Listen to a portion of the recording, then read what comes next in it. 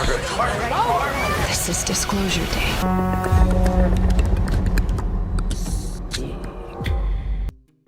June 12, 2026 is being sold like a date that could permanently scramble our brains, and for once, that kind of oversized promise does not feel completely ridiculous. Steven Spielberg is returning to theaters with Disclosure Day after years away, and the closer this movie gets, the more it feels like one of those rare sci-fi events that arrives carrying real pressure. What makes the latest promo so interesting is that it is doing more than just giving us another bite-sized tease. It is also finally letting Emily Blunt frame the movie in her own words. And that matters because the way she talks about Disclosure Day makes it sound much more ambitious than a standard alien contact thriller. Blunt is not pitching this as just another We Are Not Alone story with a glossy studio finish. She is pitching it like the movie is less interested in whether alien life exists and more interested in what happens to human beings once that possibility crashes into their reality in a way they cannot emotionally contain. That is a much stronger pitch, and honestly, it is exactly the kind of distinction this movie needed, because let's be real, alien stories are not new. Government conspiracies are not new. Secret programs, hidden truths, mysterious signals, and hunted protagonists are definitely not new. So if Disclosure Day wants to feel special, it cannot just rely on the presence of UFOs or the promise of a cover-up. It has to convince the audience that Spielberg is using those familiar ingredients to do something more specific and more psychologically charged. Blunt's comments help a lot on that front. When she says the film is built on the idea of non-human life existing elsewhere and that Margaret suddenly develops abilities she has never had before, the story stops sounding like a simple chase thriller and starts sounding like something stranger, more destabilizing, and maybe even more intimate. That is where the real intrigue is for me.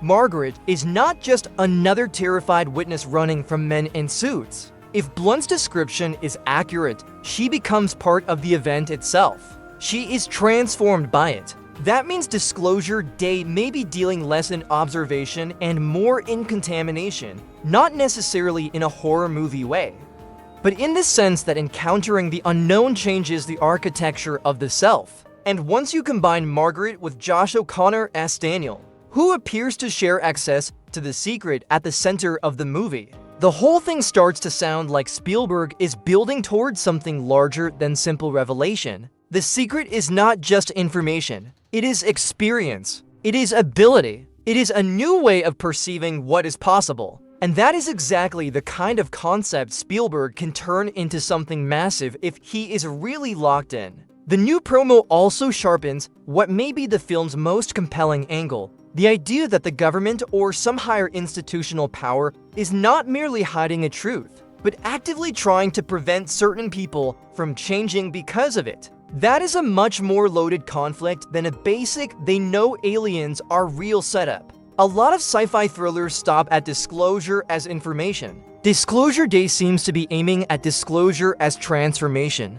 That is a smarter and more dangerous idea. Once a movie starts asking not just what the truth is, but what the truth does to people once they carry it, the stakes automatically become more personal and more volatile. And I think that is why the recent debate over whether Spielberg will fully reveal the alien before release is not actually the most important question. Yes, it does look like the marketing has already shown more than some people expected.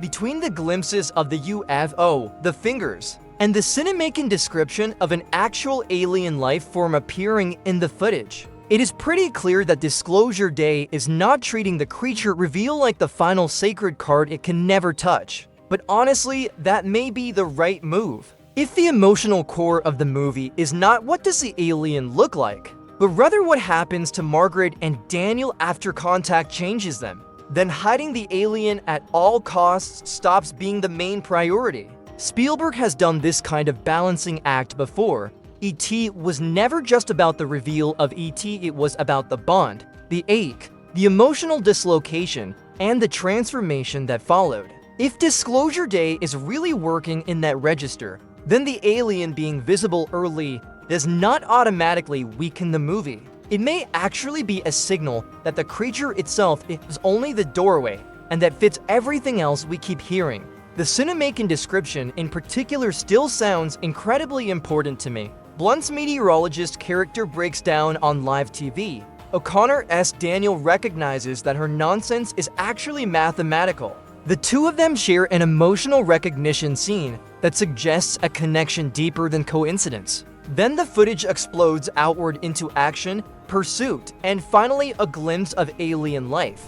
That structure tells me the film may be building onto tracks at once. The large-scale spectacle of public revelation and the private-scale terror of two people realizing they have been changed by the same impossible event. If that is the movie Spielberg is making, then Disclosure Day has a real chance to hit much harder than a traditional alien blockbuster. And yes, the runtime matters too. At 145 minutes, this is not some lane, disposable summer thriller sprinting through its ideas just to get to the next explosion. A runtime like that suggests Spielberg and David Cope believe this story needs room to breathe, room to evolve, and room to let its characters absorb the weight of what is happening to them. That does not automatically mean the movie will be great, obviously. Long does not always mean better.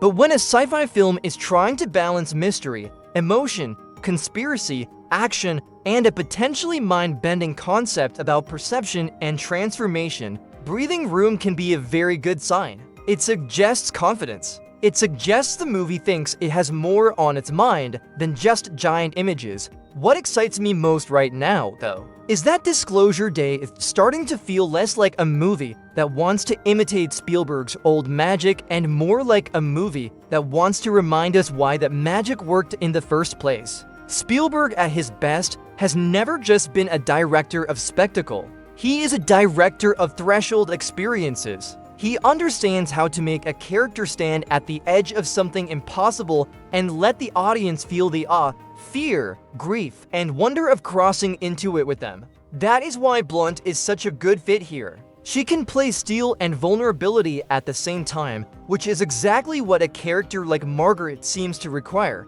So yes, if there is a third trailer, it probably arrives very soon. And yes, it may show us even more than some fans want to see before opening night. But right now, I do not think the biggest question is whether the marketing reveals too much.